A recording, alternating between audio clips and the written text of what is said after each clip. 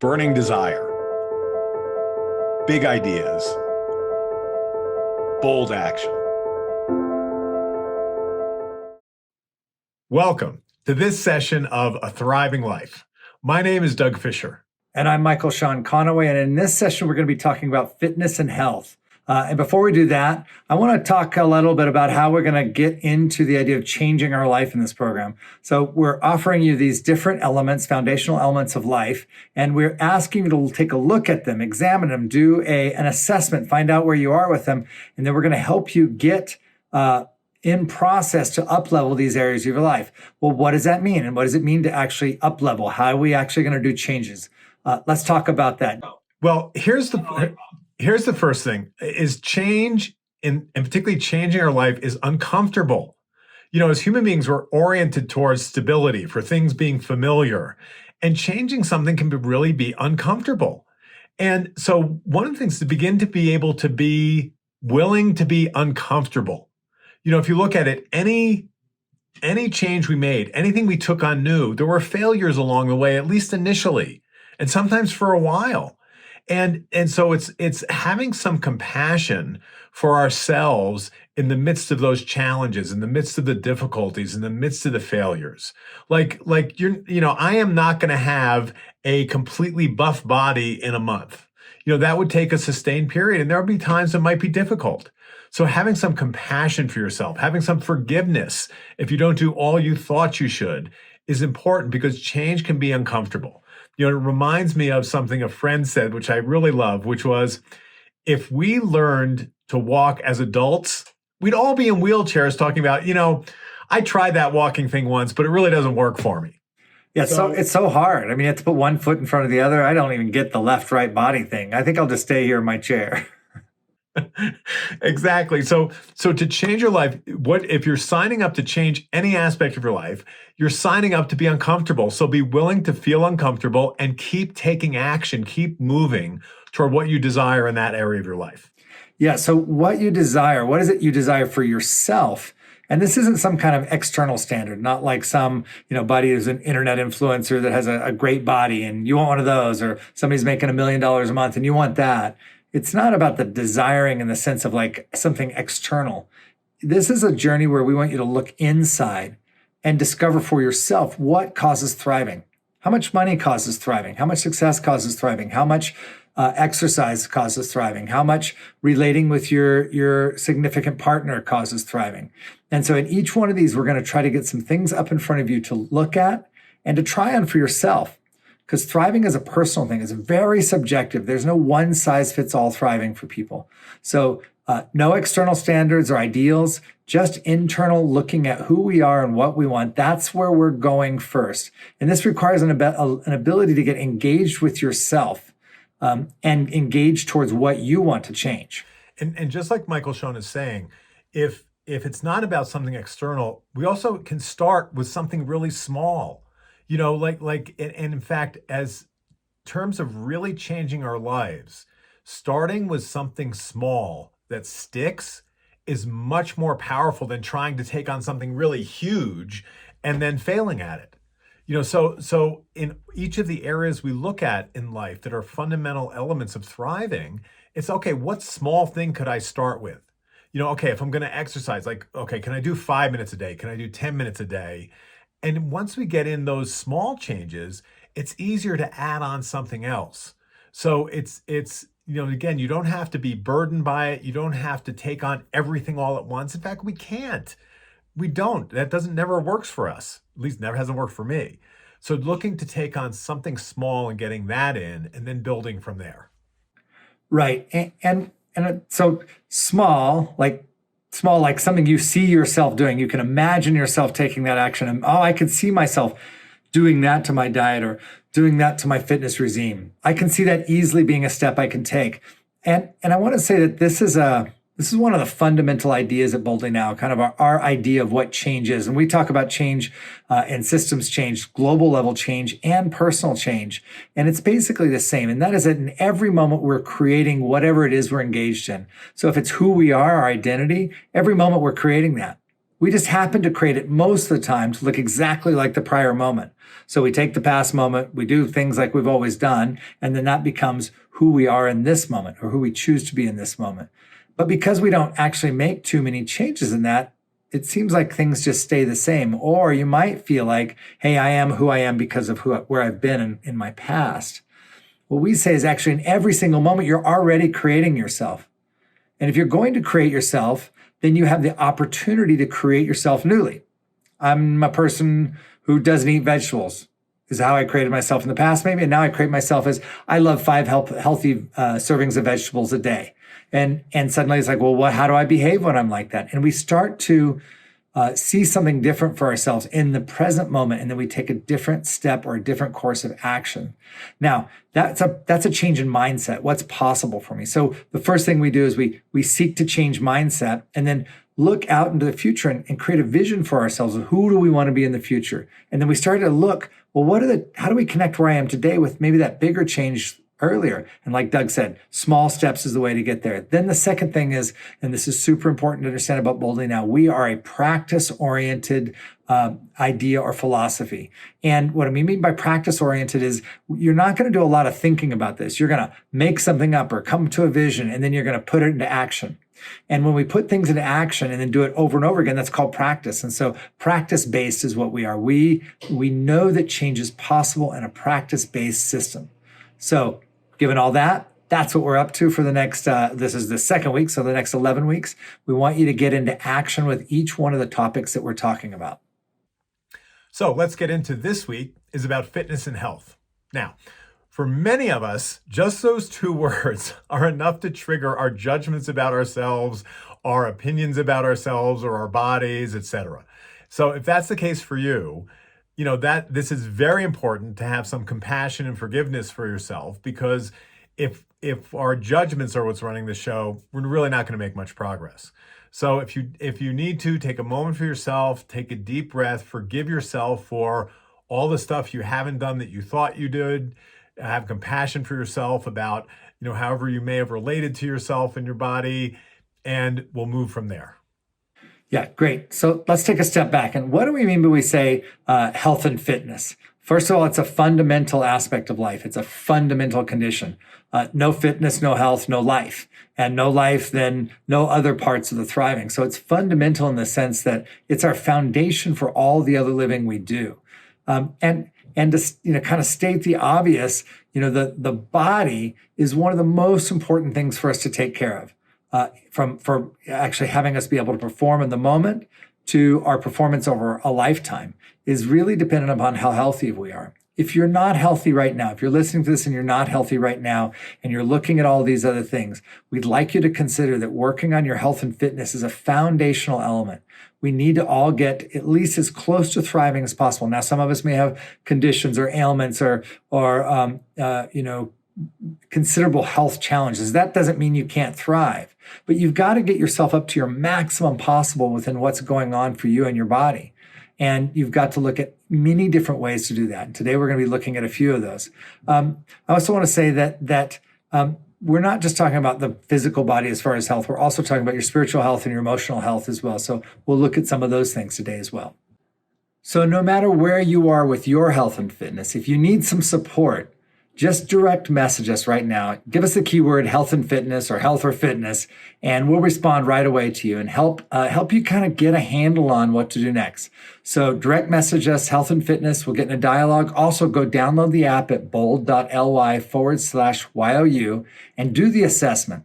Do the health and fitness assessment and see where you are. Let us support you in any way we can in having you have a thriving life. And to be responsible, before making any changes to your diet, routine, whatever you're doing with your health and fitness, please check with your physician before embarking on any major changes. And with that, Michael Sean, why don't you introduce our guests? I have the great pleasure of introducing you guys to Dr. Dave Tusek. Dave is the founder of Cloud Medical, a direct primary care healthcare practice, and a founding partner of Ravel Health, an alternative healthcare marketplace based upon healthcare versus sick care. I want to say about Dave is that he's always been interested in looking at health from a broader perspective. And I really like this distinction between healthcare versus sick care. We're going to hear a bit about that today. Welcome to our show, Dave. Well, thanks so much for having me, Michael Sean. It's good to be here. Yeah, Dave, healthcare, fitness, these are things that, like my personal health or my personal fitness or in general, these are topics that, we're surrounded by and inundated by them all the time. They're a large topic of conversation, but somehow each of us have our own struggles with dealing with our fitness and dealing with our health. And I just wonder if you could, for us, just help us understand the foundation of this. What is healthcare or what is health and fitness for me as a person? Yeah, I think it's maybe one of the most central questions of our lives, and I think it deserves to be honored with a very thorough kind of unpacking in a way that I feel that our culture, and particularly from the perspective of the mainstream system and the machinery of the way that we provide healthcare services to the people of our country has sort of left half of the pie missing. I think that we do an amazing job. I always start by honoring the miracles of modern medicine, the extraordinary marvels, and truly the magic of advanced diagnostics and therapeutics, the way that they're administered by all of the great hospitals, academic medical centers, specialties nationwide. But most of them are oriented in practicing in a way that deals with sick care, as you pointed out in the intro. So it's a framework, or it's a mental model that's devoted to understanding how things go wrong in our bodies, from molecules to cells to organ systems to organisms.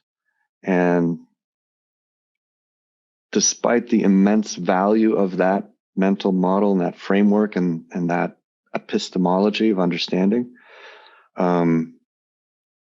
where I think there's still a lot of confusion and where there's a lot of mystery, and then where the conversation can be enriched, in my opinion, is to say, okay, but what is health and what is healing? And how do we complement that with our understanding of sickness?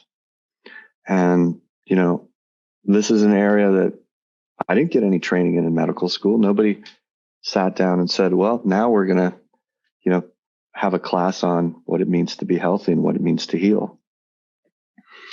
And so as I've, sat with patients and as I've tapped into these questions for my own self to try to understand what all this means, I've come to believe that we have to complement it with some acknowledgement of what it means to flourish, what it means to thrive, what it means to live your best life, what it means to live the best life, or the fullest or the most abundant life that our heart knows is possible. And I also think that many of us are called, and this is intimately devoted to our own personal experience of health and well-being, to this idea of contributing to building the most beautiful world that our hearts know is possible, in the words of Charles Eisenstein.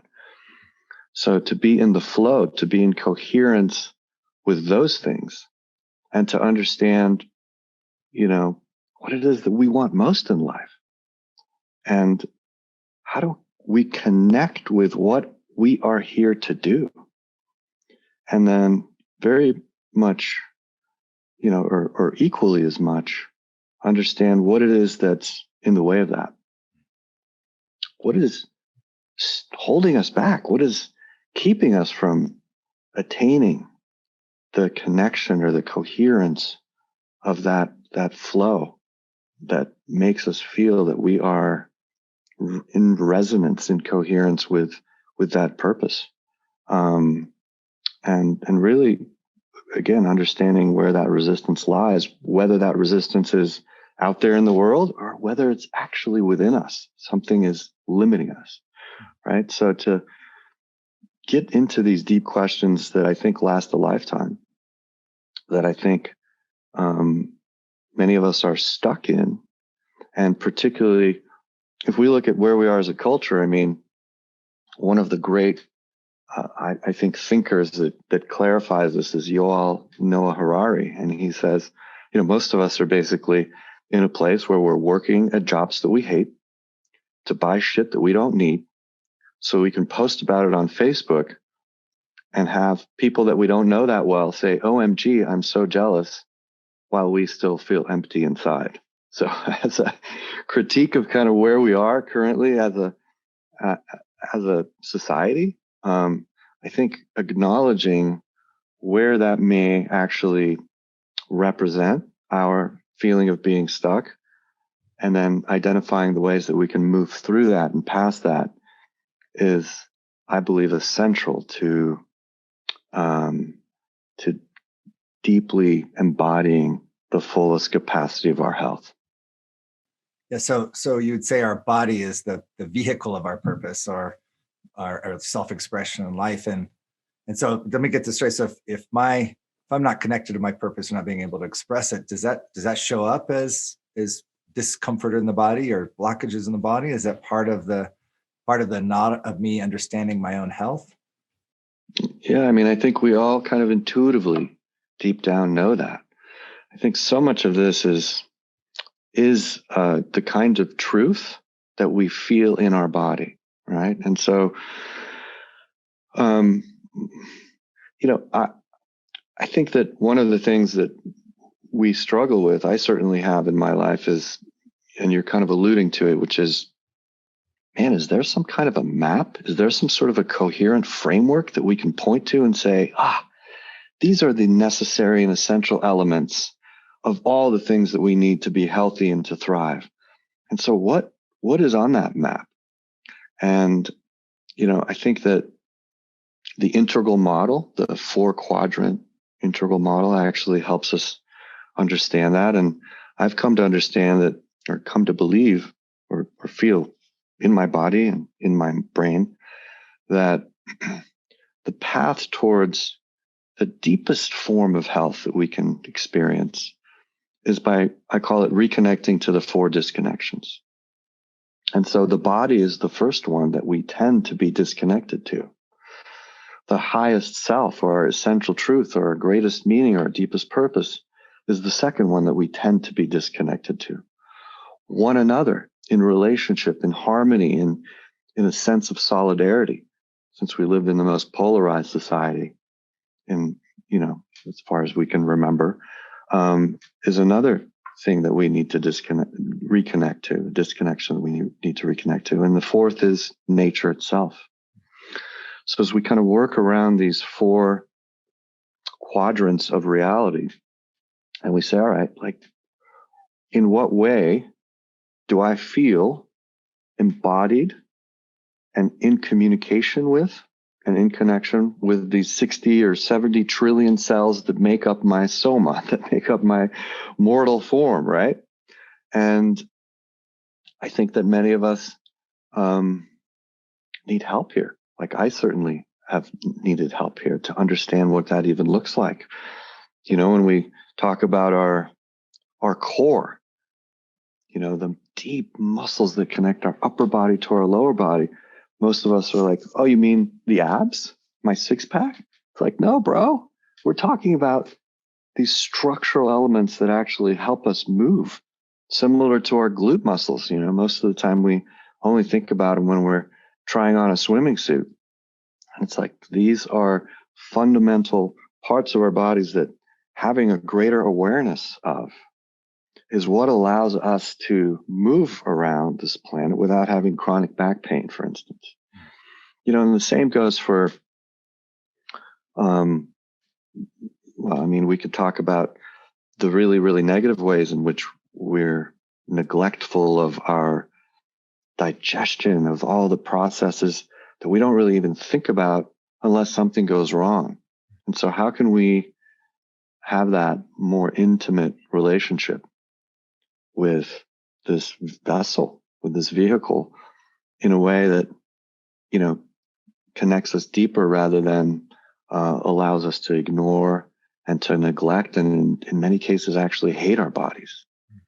And so this needs to be, I think, talked about, thought through, openly discussed. And there are many pathways that we can come back to and talk about how to use various forms of stress, various forms of hormesis, various forms of oscillating between different polarities to actually drop into a very, very deep connection with our body.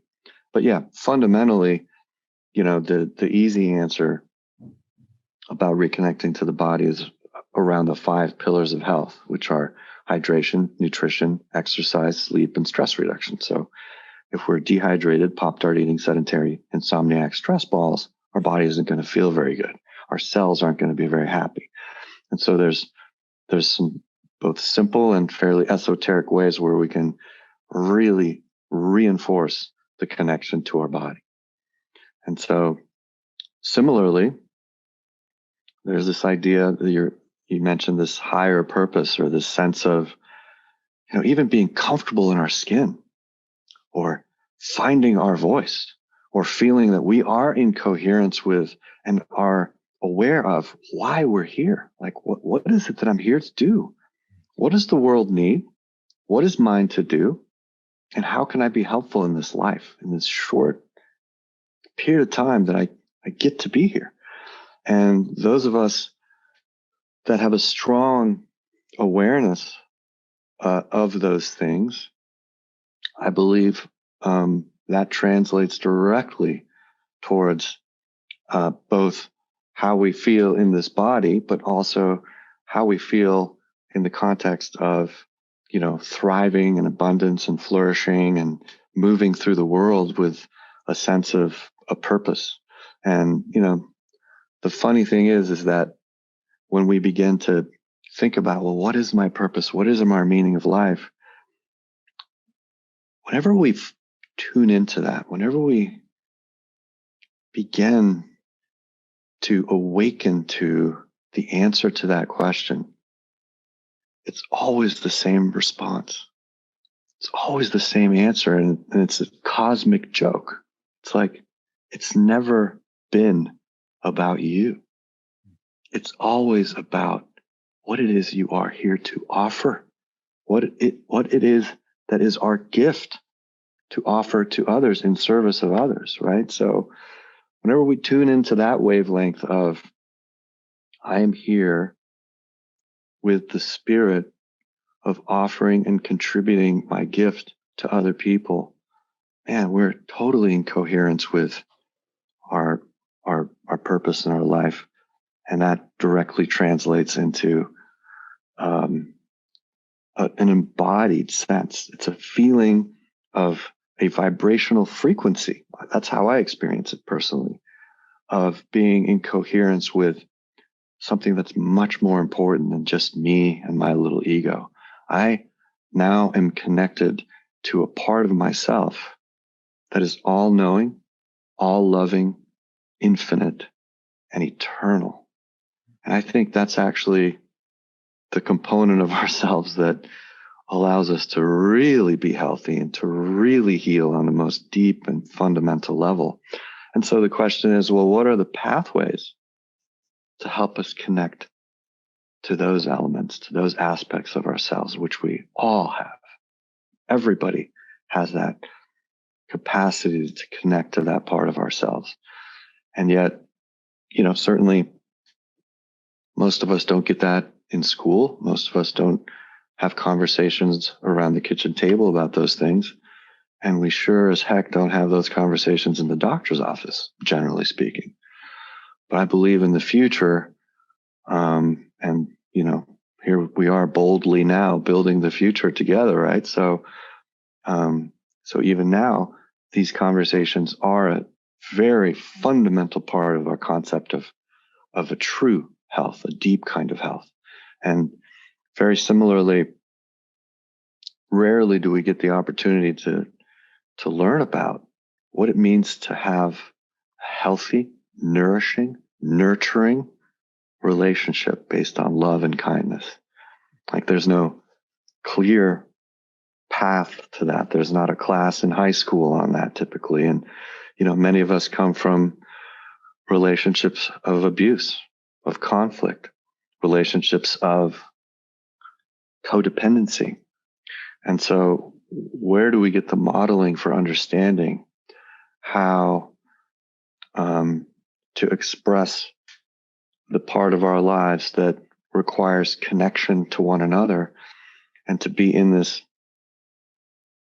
type of communication with the people around us, our friends, our family, our coworkers, our loved ones, where we can actually be golden mirrors for one another, reflecting what we see. It's like, this is what I see when I look at you. This is the beauty within you that I fully am aware of, that you're not even aware of yourself. Let me show you that beauty that you're not aware of in yourself. While at the same time, sometimes I have to show you your shadow. Sometimes I have to, in a way that's devoted to your highest self and your most fullest growth and development and awakening. Here's the part of you that you're not seeing, that I have to call you out on, so that we can together be partners in accountability, living for one another and with one another rather than against one another. But these are the kinds of relationships that we all want, that we all crave, that we all need so much. And so a new conversation about health has to include that. That has to be a fundamental part of it. Healthy, healing, nurturing, conscious relationships. And then the fourth is, nature. And that's absolutely, I need to spend more time, walking around barefoot on the grass and having sunlight shine on my face and connecting to trees and plants and animals and fresh air and all of those things. But as we well know, it also goes to the way in which we're interacting with Earth and with nature on a societal level, on a transactional level. How do we use natural resources? How do we actually care for the Earth in a way that's not constantly extractive and toxifying?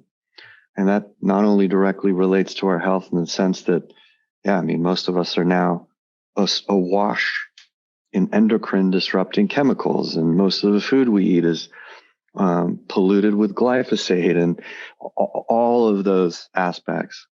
But it also means that I certainly feel in my heart, and many of the people that I know feel in our hearts, a sense of pain, a sense of hypocrisy, even, that we know we can do better. We know that we can live in greater harmony and greater stewardship with the earth. And yet our social infrastructures, our societal infrastructures make it so freaking hard to do that, make it so complicated and difficult. And it's the escape velocity from living in an extractive way with our planet is actually really, really hard to overcome. And so that's where this new marketplace of health, I think, is really important to help all of us together be more in coherence with understanding what we need to be healthy, supporting those aspects within our community that exist, that are already doing it in a different way, that are already doing it in a more healthy and healing way, and then creating a very simple and effective and efficient ramp that we can all access these things with the spirit of trying to care for the earth in a better way. And as we do, care for our communities in a better way. And as we do, care for our own bodies with a deeper sense of again, coherence and integration.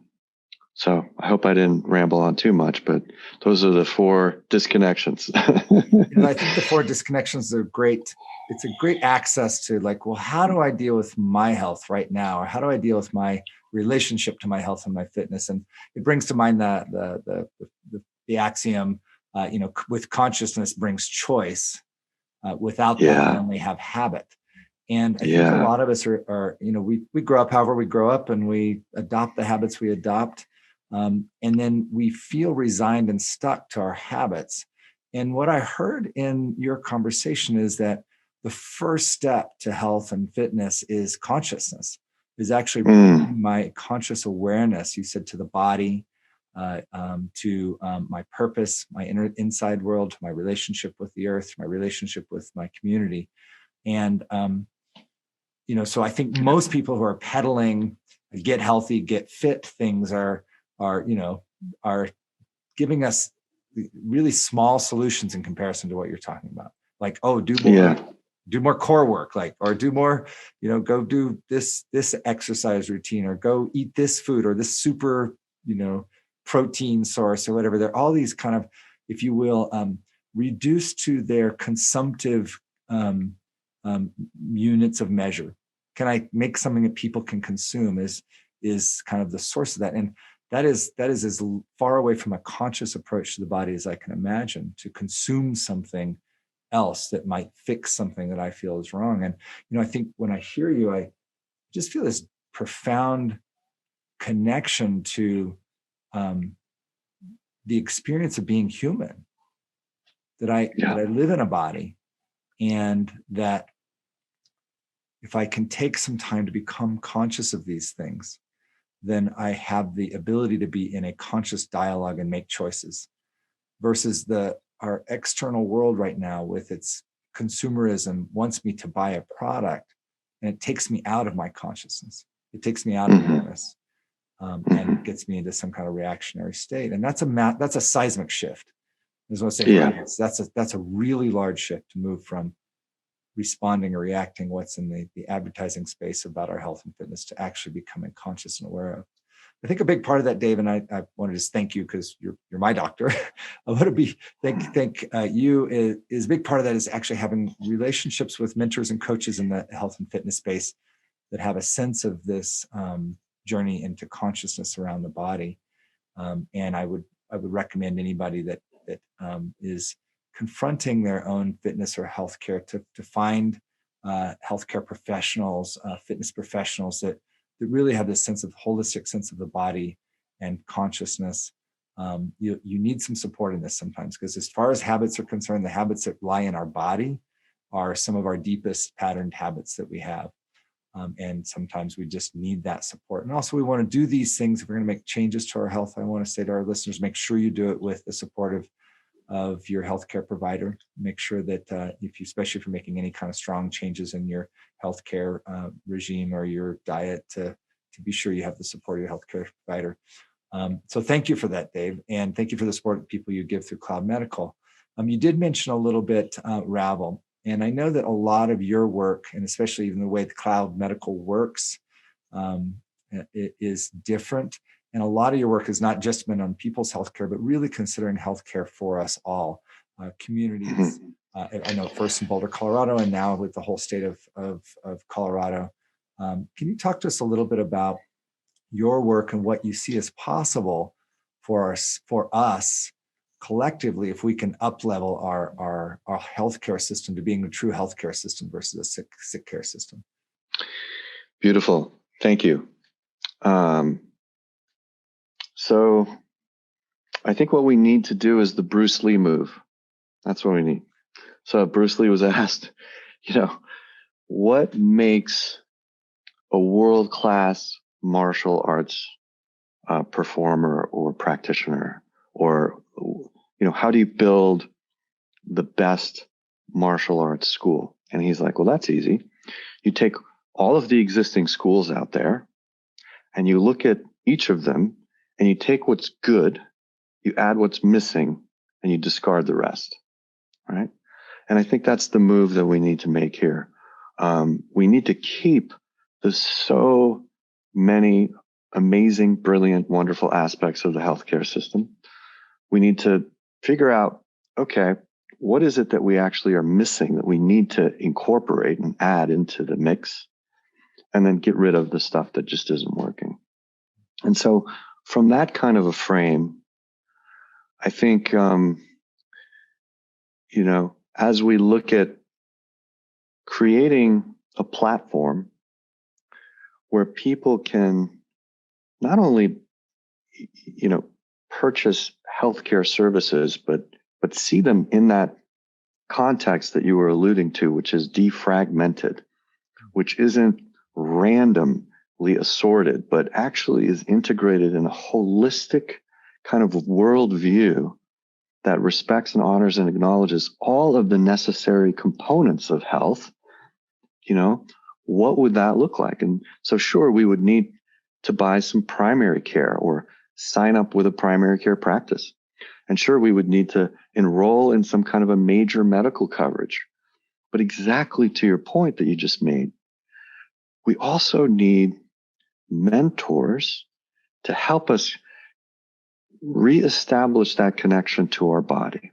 So there are people who've devoted their lives to serve as guides for all of us, whether we have pain in our bodies or not, whether we are injured or not, to reacquaint ourselves with how these systems work. And so I think having a body worker is a fundamental component to that. And there are obviously many, many schools of how and many different modalities to allow us to do that. And we can begin to unpack the various subtleties of all of those. But we need some representation of that. We also need some representation of a connection to that part of our psyche that allows us to begin to breathe a little room between our ordinary everyday consciousness and our ego, and that part of us that can witness that ego from a place that's more awake and more pure and more conscious. I think we also need to be in communication with mentors and guides that can help us devote ourselves to deeper, healthier, more meaningful relationships with our loved ones so that we don't continue to fall into patterns of abuse. And so, we can get into the details of all of that, but basically we're talking about people who can help us wake up, grow up, address our trauma, which we all have, right? We are all on some level traumatized, and being able to access that, acknowledge that, work through that, process that, and integrate that actually is the step or the way to have more healthy relationships with our loved ones so that we're not perpetuating our own trauma through those relationships with our kids, with our spouses, with our friends, and so on and so forth. So to have guides there to allow us to do that. But then to take it even further and to say, well, who are the real healers in our community? And I would offer that it's actually not the doctors or the people that prescribe pills and potions. I think on the most basic level, if all the second graders know that we are what we eat, literally, then it has to be the people that grow our food. The healers, truly, on the most fundamental level in our communities, are the farmers and the ranchers and the beekeepers and the producers of consciously grown produce and meat and eggs and all of those types of things. And so the platform that I believe we need is to see all of these components of health provided conveniently in a way that not only allows us to access all of those things and to literally build a world-class program for our most abundant health and our most flourishing life, but to actually recognize, and I think this is a very critical component, that since we are in a society that still uses money as our circulatory system, I believe that sometime in the future, probably generations from now, we will be in a post-money society. But currently, our circulatory system is one based on money, that we have to be more conscious about how the way that we use money relates to our health. And so what we're proposing at Ravel is that we identify the purveyors and the producers of goods and services that actually support our health on a community level and directly support them. So it's really kind of an Andrew Yang kind of a move of universal basic income as a concept. And to say that, look, our CSAs, our organic farms, our farm to table restaurants are actually fundamentally related to whether we have a healthy community or not. And they are vulnerable and fragile right now, particularly in COVID times. And so the platform, the Ravel platform, is designed not only to help us purchase the stuff that we need to be healthy, but in so doing, support the very sources of those healing products and services. And I'll give you a quick example. Imagine if 200 people decided that as part of their annual healthcare spend, they were going to devote $100 a month to a farm to table restaurant in their community, right? And that farm to table restaurant sources locally produced food in the nearby farms. And that farm to table restaurant could go along attracting their customers in the normal way, right?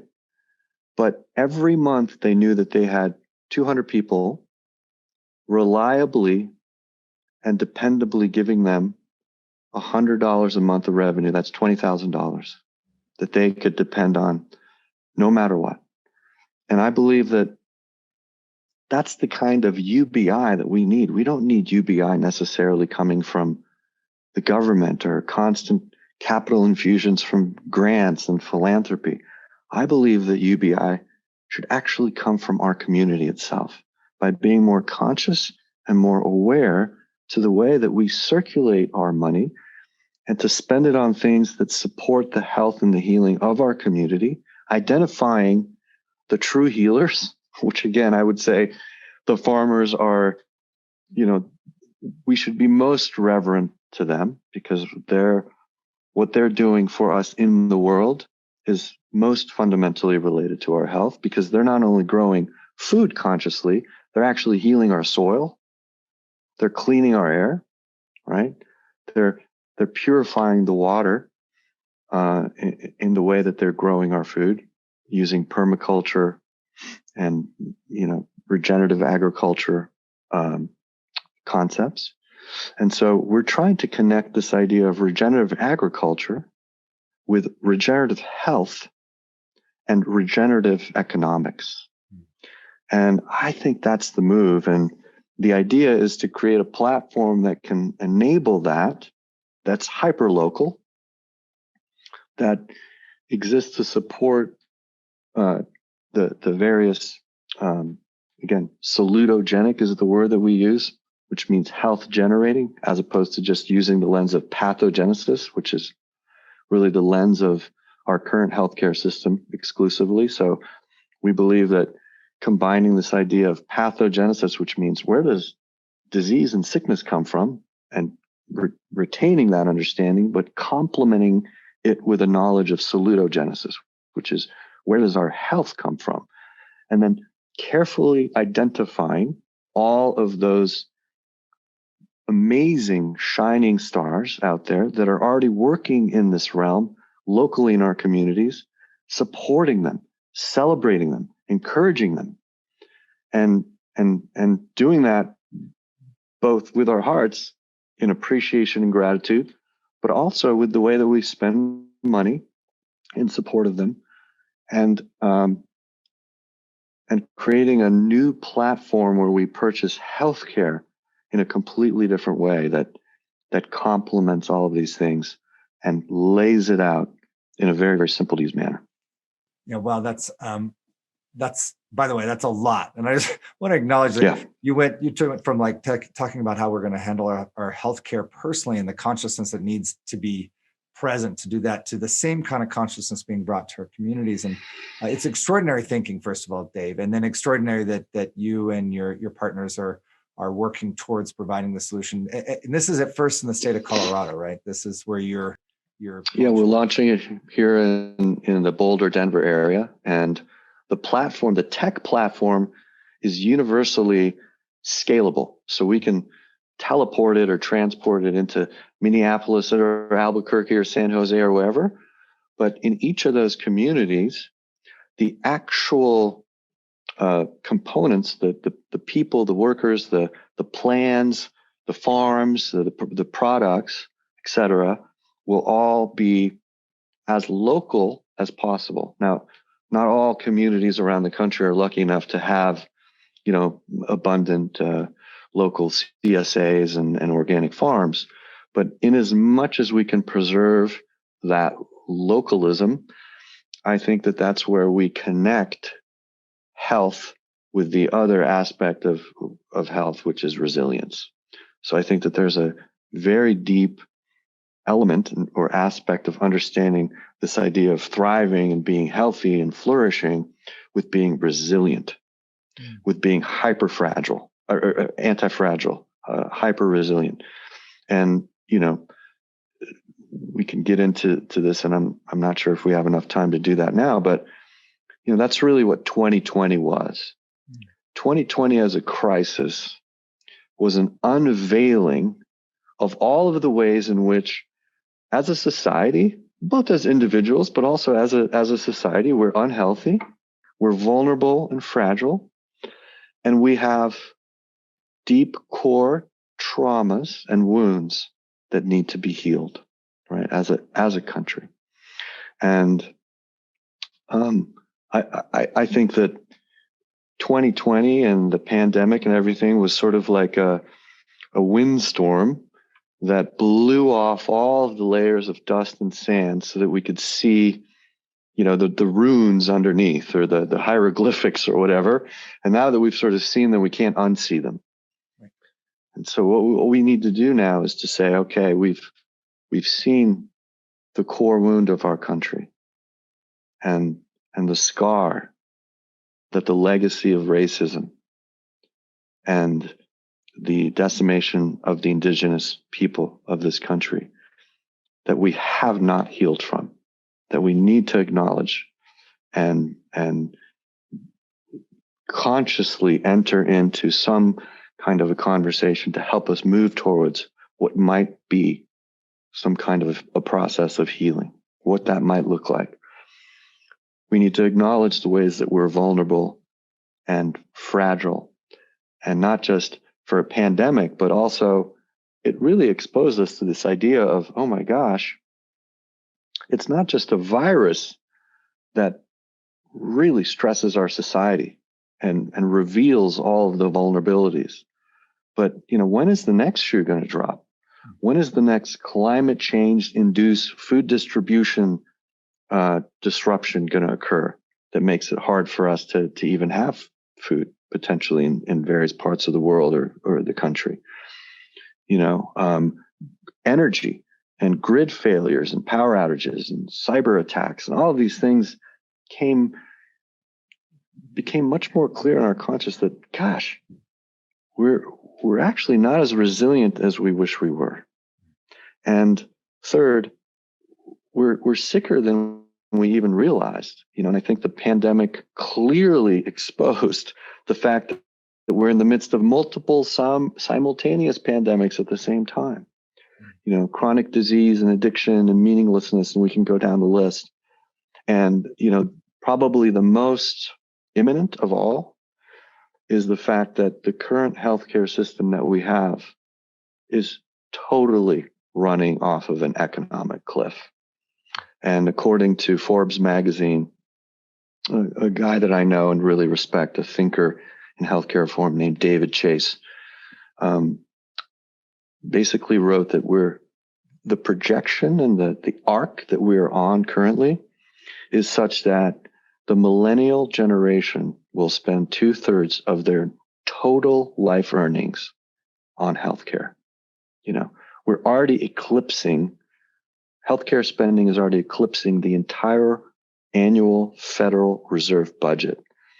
And so when we look at all of the simultaneous pandemics, the crisis of the economics of healthcare, the fact that we're only treating sickness and we've lacked the awareness or the ability or the aptitude to actually understand where health and healing source from, where they come from. How do we generate that? How do we support that? Like we have to do it differently.